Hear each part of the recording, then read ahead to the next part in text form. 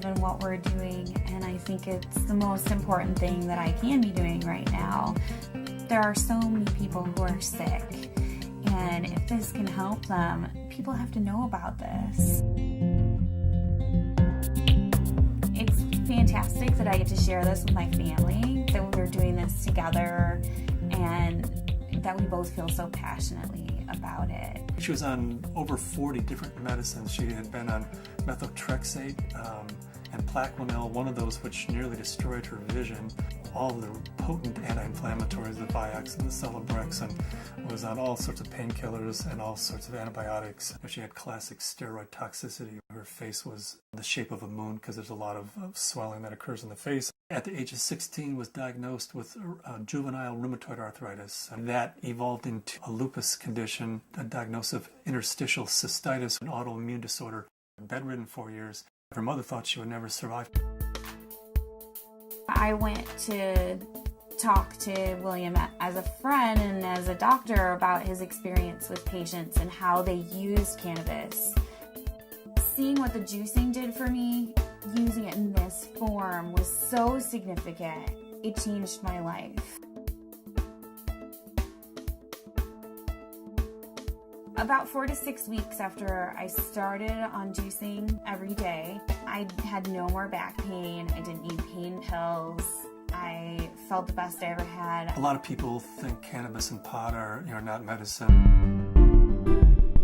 I had stumbled on an article in Scientific American, December 2004. They had an article on marijuana as the brain's own marijuana, and they introduced the idea that the body produces compounds that are very similar to those found in marijuana or cannabis. Cannabis actually goes upstream. It provides feedback from the postsynaptic nerve to the presynaptic nerve, which was unheard of in neurochemistry. I mean, all neurotransmissions were unidirectional, and all of a sudden, swimming against the force of that are these little cannabinoid molecules that tie the whole system together. The phytocannabinoids from this plant augment the body's attempt to restore and increase function to a normal level. So it mimics the regulatory system of cellular physiology. And recently, the Food and Drug Administration has approved of CBD, which is a cannabinoid like THC, one of 80 cannabinoids. The federal patent compares vitamin C, vitamin E, and CBD, or cannabidiol. CBD turns out to be more potent than either of those two. The thing that I warn my patients of is if you're going to be juicing this flower and this leaf and you're going to be doing this high-dose, non-psychoactive cannabinoid dietary approach, please do not heat it. When you heat cannabis, you make it psychoactive, which for a large part of the community, the psychoactivity of a plant is a measure of its medical quality. But it's really quite the inverse. If you heat or age cannabis in any way, you're destroying some of the medicinal properties of it. To use the plant effectively, we have to use it the way it evolved over 34 million years, which is raw. Because when it's raw, the THC is bound up as THC acid.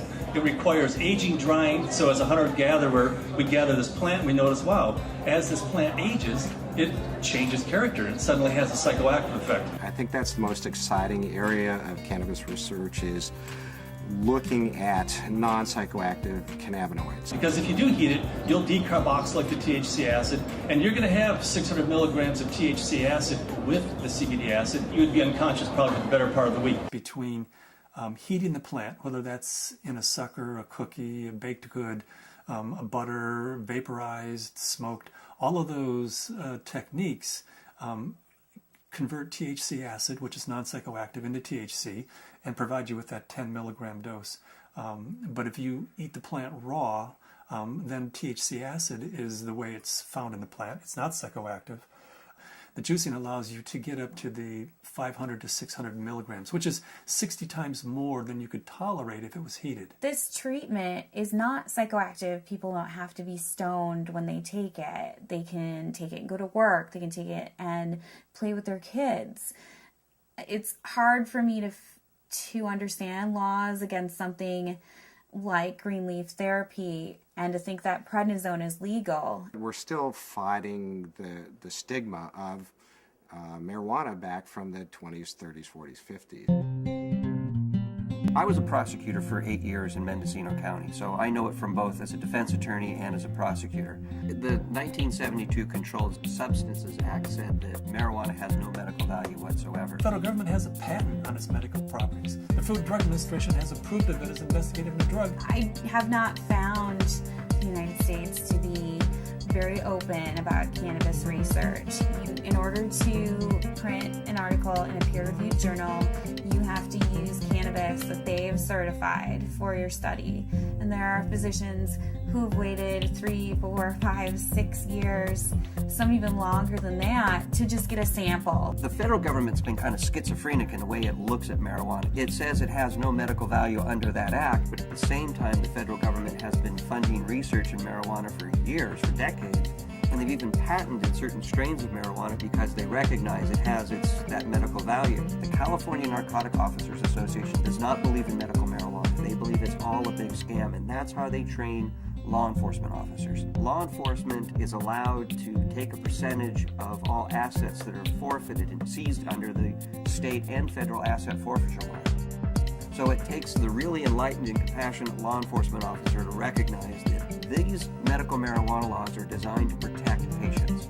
I was trained when someone had marijuana, you took them to jail. There wasn't a medicine use for marijuana. It's an illegal substance, and people went to jail for it. In 1996, California took a huge leap. I didn't support Proposition 215 because of the education I had, the experience I had, and what I had seen through the illegal marijuana gardens that I had seen throughout my career. Since 1996, I have changed my opinion somewhat. I believe there is a very clear medicinal use for marijuana. That being said, I believe that there are a large percentage of people who use marijuana as an excuse to either make profits or for recreational. The people who use marijuana for the true intended use that the voters passed, medicinal, I'll do everything I can to support their rights. There's many more things that law enforcement can be focused on than medicinal marijuana. And I don't want to give the impression at all that I support people who are growing marijuana for medical purposes 364 days of the year, and then one day a year they make a big sale for a couple $100,000, and they're a commercial seller that one day of the year. They're the people who are causing problems for the people who really and truly need and can use medical marijuana.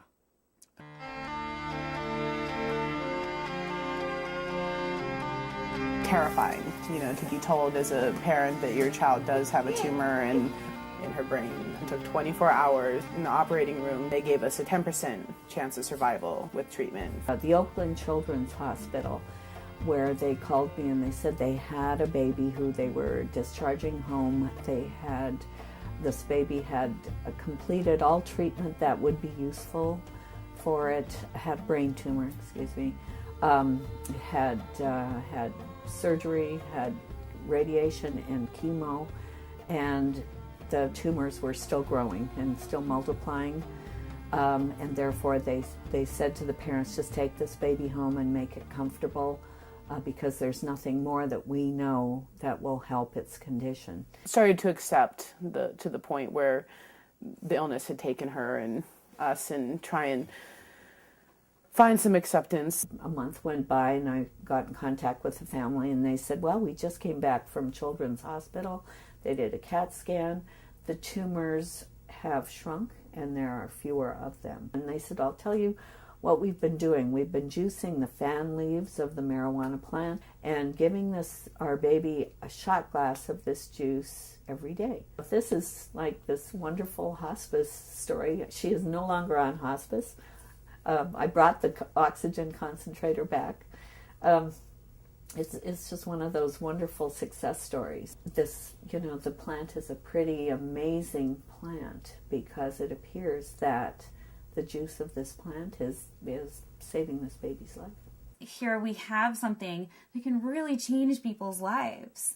I mean, I was laying in bed, catheterized, thinking that physicians were just trying to make me comfortable. They really didn't think that there was anything more that they could do, and that I may not live to be 30, which I am now. That was the best I could hope for.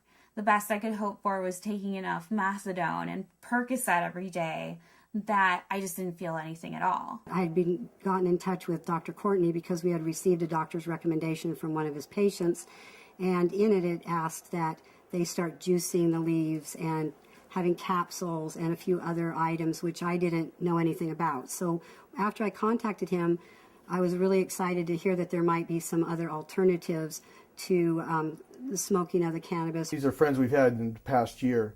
They said, your father's not the same as he was when we first met him, and he seems to be much more alive and much, doing a lot more and more active. And I had informed them that it was because of the juice that he had been taking. Right after we started juicing, that he seemed to be more active. We would do things out in the garage more, and he wouldn't spend so much time in his chair. We have ran out periodically in the last year and a half, and that's what made me convinced that he needed it, because when he would run out, he would have trouble getting out of the car.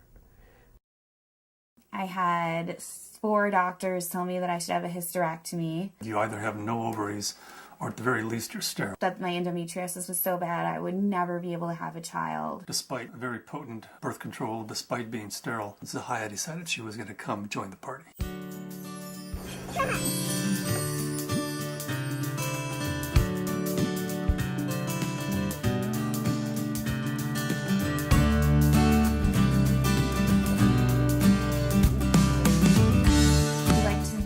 Ourselves by being extremely scientific, and people know that if they're going to come to us, they're going to have to go through a lot of hoops, but they're also going to get the most up-to-date scientific knowledge on this subject, and they're going to see a physician who's an expert in the field of non-psychoactive cannabinoids.